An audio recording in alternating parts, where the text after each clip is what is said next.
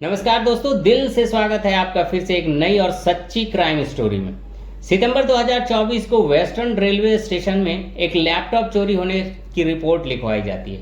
क्योंकि यह laptop Vande Bharat train में चोरी हुए थे, तो पुलिस इस रिपोर्ट को लिखकर तुरंत एक्शन लेती है।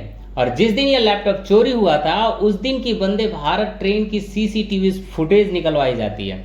तो कैमरे की मदद से देखा जाता है कि उस लैपटॉप के आसपास उस डेट में एक संदिग्ध व्यक्ति घूम रहा था। उस व्यक्ति का चेहरा कैमरे में साफ साफ दिखाई दे रहा था और उसका सीट नंबर भी पुलिस को मालूम चल जाता है। पुलिस उसके सीट नंबर से उसकी बुकिंग डिटेल निकलवाता है, जहां पर उसके आधार कार्ड के साथ साथ उसके कॉन्टैक्ट डिटेल भी मिल जाते हैं। अब अहमदाबाद रेलवे स्टेशन के बाकी सीसीटीवी फुटेज जब निकाले जाते हैं, तो यह व्यक्ति रेलवे स्टेशन से बाहर जाता हुआ दिखाई देता है और उसके हाथ में 2 ब्लू कलर के बैग भी थे।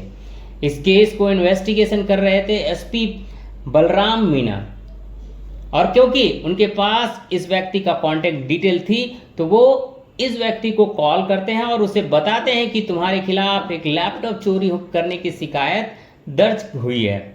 यह व्यक्ति सामने से पुलिस को कहता है कि वो लैपटॉप मेरे ही पास है, लेकिन मैंने उसको चुराया नहीं, बल्कि ट्रेन में गलती से वो मेरे साथ आ गया था और जल्द ही मैं इसे वापस लौटाने के लिए पुलिस स्टेशन आ जाऊंगा। और उसके कुछ समय बाद ही यह व्यक्ति उस लैपटॉप को लेकर पुलिस स्टेशन आ जाता है। इस व्यक्ति का नाम हर्ष चौधरी था। उसकी उम्र तकरीबन 35 से 36 साल की थी और यह पुलिस स्टेशन में आकर पुलिस को बताता है कि उस दिन बाय मिस्टेक लैपटॉप उसके साथ आ गया था और क्योंकि वह आर्मी में है, एक मेजर की पोस्ट पर है, तो वह कभी चोरी नहीं कर सकता है और वह इस लैपटॉप को वापस लौटा रहा है। अब यहाँ से ये केस बिल्कुल सीधा साधा दिखाई दे रहा था। क्योंकि यह व्यक्ति आर्मी में मेजर था, तो चोरी का तो कोई सवाल उठता ही नहीं है।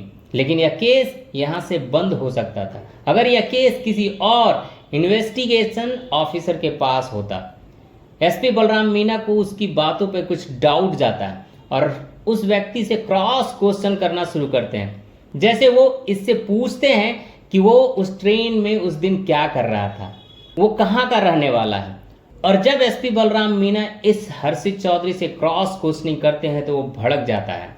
ये पुलिस को धौंस देते हुए कहता है कि वह आर्मी में मेजर की पोस्ट पे है और आप उससे ऐसे सवाल नहीं कर सकते हैं। जिस पर एसपी बलराम मीना को इस पर और भी डाउट हो जाता है और वह इसकी आईडी देखने की मांग करते हैं।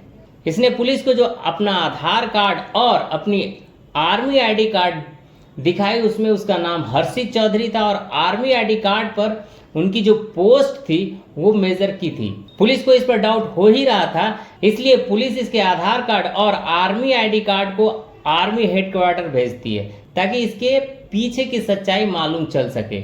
यकीन मानिए, जब इस आईडी कार्ड को क्रॉस चेक किया जाता है, तो ऐसी ऐसी चीजें खुलकर सामने आई जिसके बारे में आप अंदाजा भी नहीं लगा सकते हैं। तो चलिए आज के इस वीडियो में इस केस के पीछे की पूरी सच्चाई जानते हैं। अब एक तरफ तो एसपी बलराम मीना इसकी आर्मी आईडी कार्ड और आधार की डिटेल आर्मी हेडक्वार्टर भेजी थी ताकि उसके पीछे की सच्चाई मालूम चल सके। साथ ही इसके क्रॉस क्वेश्चनिंग अभी भी जारी थी।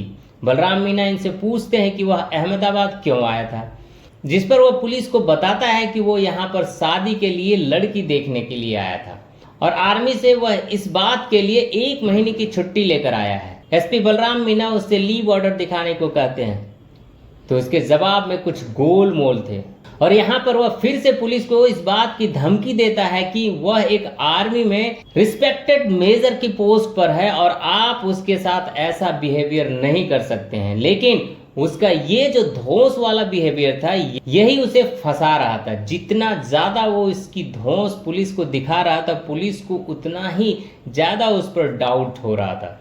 अब इसी दौरान पुलिस की आर्मी हेडक्वार्टर से जानकारी मिलती है कि हर्षित चौधरी नाम का कोई भी व्यक्ति आर्मी में है ही नहीं।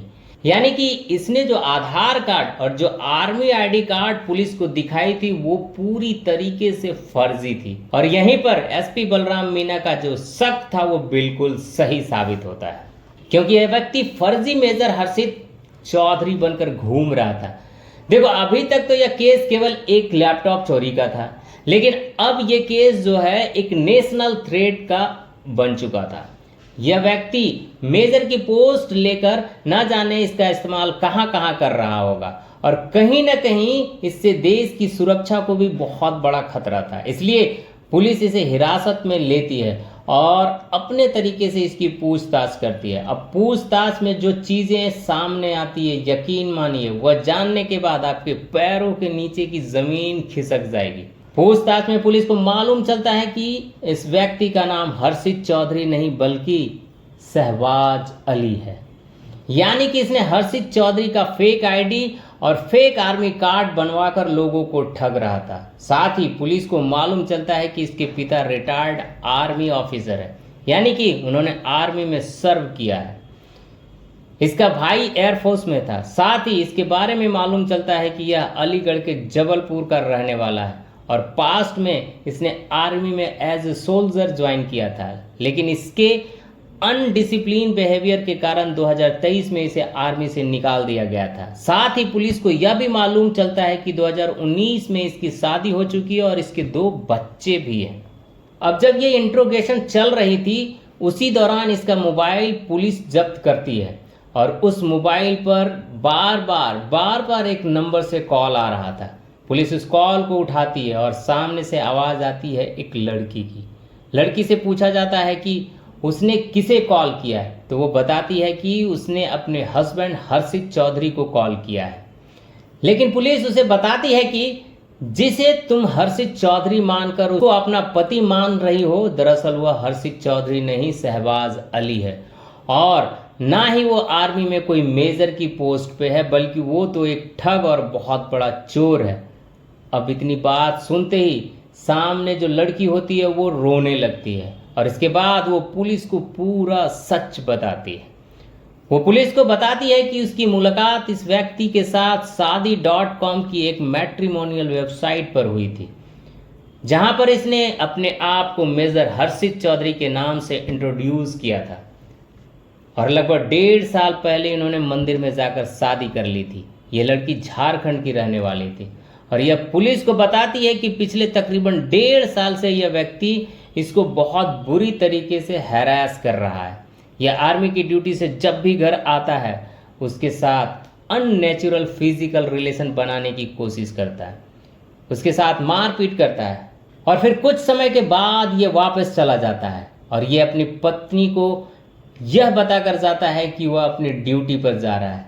अब यहाँ से ये जो पूरा केस है ये दूसरे एंगल में चला गया था। सबसे पहले पुलिस को ये केवल लैपटॉप चोरी का मामला लग रहा था, लेकिन उसके बाद ये फेक आईडी का मामला बन जाता है और अब इसके बाद यह मामला और भी बड़ा होने वाला था। अब पुलिस शहबाज अली के मोबाइल की जब पूरी जांच करती है, उसे शादी.com का डाटा निकाला जाता है तो यह देखकर पुलिस भी हैरान हो जाती है। दरअसल जब 2023 में इसे आर्मी से निकाला गया था, उसके बाद से यह शादी.com पर बहुत ज़्यादा एक्टिव था और वहाँ से इसने अपनी प्रोफाइल मेजर हर्षित चौधरी के नाम से बना रखी थी। वहाँ पर इसने तकरीबन 160 से ज़्यादा लड़कियों को कांटेक्ट किया था, जिसमें से तकरीबन 25 से 30 लड़कियों के साथ इसका कांटेक्ट हो भी गया था और इसमें से 25 लड़कियों के साथ यह मिलकर फिजिकल रिलेशन भी बना चुका था। दरअसल यह ठग क्या करता था कि आर्मी की इमेज का पूरा यूज करता था। शादी.com से लड़कियों को अपने जाल में फंसाता था, इसके साथ शादी करने का झूठा वादा करता था, उनको मिलने बुलाता था, फिजिकली इंटीमेट होता था और उसके बाद पैसे की कोई ज़रूरत बताकर उनसे पैसे भी ठगा करता था। पुलिस जब उसके बैंक अकाउंट डिटेल की जांच करती है तो कई सारे ओरिजिनल अकाउंट के साथ एक फेक अकाउंट भी मिलता है, जिसमें 8 से 10 लाख की ट्रांजैक्शन ऑलरेडी हो चुकी थी। यानी कि लड़कियों को अपने प्यार के जाल में फंसाकर उनकी फिजिकली यूज तो करता ही था, साथ ही साथ उसके पैसे भी ठगा करता था। इस व्यक्ति के पास हर्षित चौधरी का जो आधार कार्ड था, इसे इसने एडिट करके बनवाया हुआ था और उसी के आधार पर ये इसका मिसयूज किया करता था। बेसिकली इसका काम सिर्फ यही था कि अपनी मेजर की पोस्ट का यूज करके शरीफ लड़कियों को फंसाना, उनसे फिजिकली इंटीमेट होना और उसके बाद उससे पैसे की ठगी करना। हालांकि इसके परिवार वालों ने इस बात की पुष्टि की है कि वो इस बारे में कुछ भी नहीं जानते। इस केस को सॉल्व करने के लिए पुलिस ने 5 टीमें बनाई है, क्योंकि 25 से 30 लड़कियां ऐसी पाई गई हैं जिसके साथ इनके संबंध थे। पुलिस को डाउट है कि कहीं ना कहीं यह व्यक्ति नेशनल सिक्योरिटी पर भी एक खतरा बन सकता है। 5 टीमें इस केस की अभी जांच कर रही है और इसको पुलिस ने अरेस्ट कर लिया है। तो इस केस को देखने के बाद मैं आपको सिर्फ एक ही एडवाइस देना चाहूँगा, चाहे आप लड़के हों या फिर लड़की, आज के टाइम पे पैसे ठगने के बहुत सारे तरीके लोगों ने निकाल लिए हैं। इसमें से यह भी एक बहुत बड़ा तरीका है और इस ट्रैप में मोस्टली लड़कियां फंस जाती है, क्योंकि उन्हें एक रेपुटेटेड और एक गवर्नमेंट जॉब करने वाला लड़का चाहिए। लेकिन कभी भी किसी लड़के से बात करने या रिलेशन बनाने से पहले उसका बैकग्राउंड अच्छे से चेक जरूर करें। आप इस केस के बारे में क्या राय रखते हैं, कमेंट में अपनी राय जरूर दीजिए। तो दोस्तों, इस घटना को आप तक लाने का उद्देश्य किसी का दिल दुखाना या परेशान करना नहीं, बल्कि आपको जागरूक और सचेत करना है। तो इसी के साथ हम आपसे विदा लेते हैं और फिर मिलते हैं एक नए एपिसोड में एक और सच्ची घटना के साथ। तब तक के लिए सावधान और सुरक्षित रहें, साथ ही अपने फैमिली का भी ख्याल रखें। यह वीडियो देखने के लिए बहुत बहुत धन्यवाद। जय हिंद।